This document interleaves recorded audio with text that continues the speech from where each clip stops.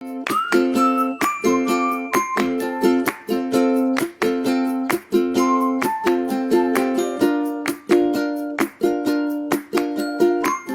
nos ubicamos en el oriente de Colombia, entre la cordillera oriental, la frontera con Venezuela y la Amazonía, existe una extensa llanura con grandes ríos que serpentean por todo lado.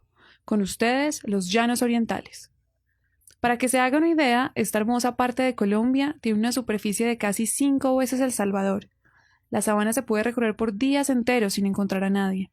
Son miles de kilómetros cuadrados de una tierra inhóspita, que luego de muchos siglos adquirió un valor sin precedentes. Ni siquiera los primeros grupos indígenas que habitaron esta tierra se imaginaron que sería tan codiciada. El día a día de los arawak, los caribe y los sicuani se iba entre la pesca y la siembra de yuca. Aparentemente no tenían problema para compartir la tierra con otras tribus, debido a las grandes distancias entre ellos. Pero toda esta calma fue interrumpida por la conquista europea.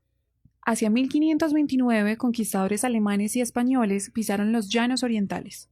Sabíamos de los españoles, pero ¿por qué llegaron alemanes?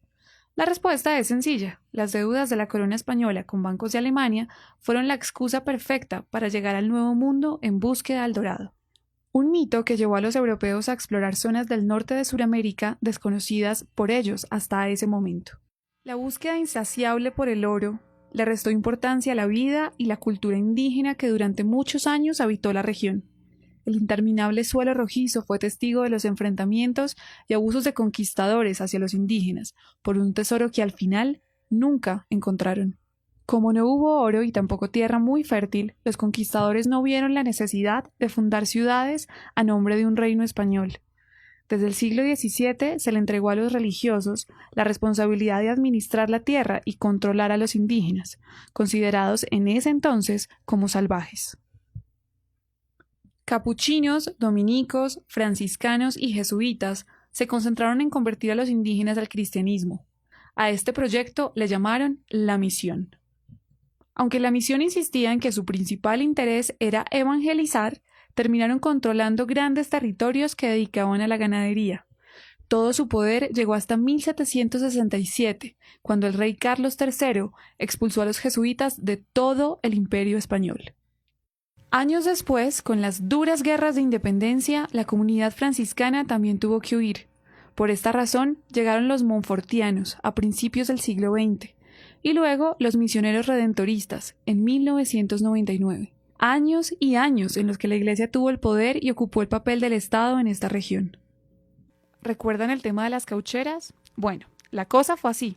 Europa necesitaba caucho para la industria automotriz, especialmente durante la Segunda Guerra Mundial.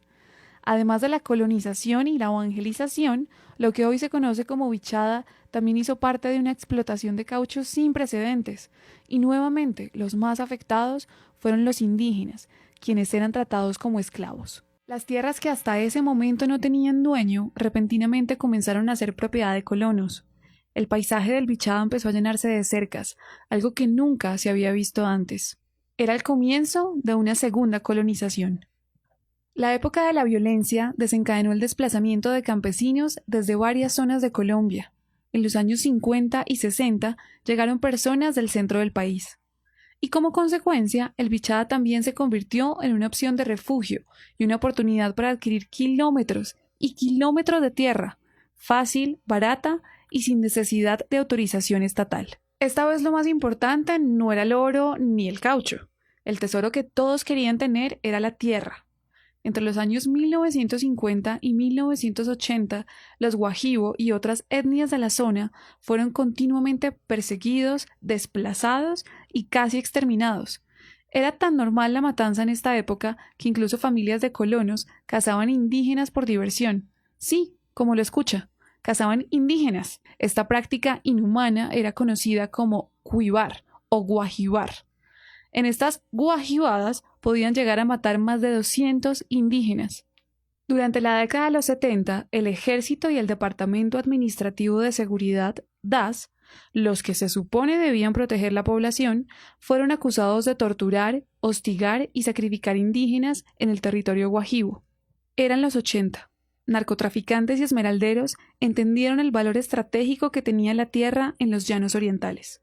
Con ellos aparecieron los paramilitares, las masacres, la guerrilla y el auge de la coca, que terminaron por marcar el destino de esta tierra las siguientes 2 décadas.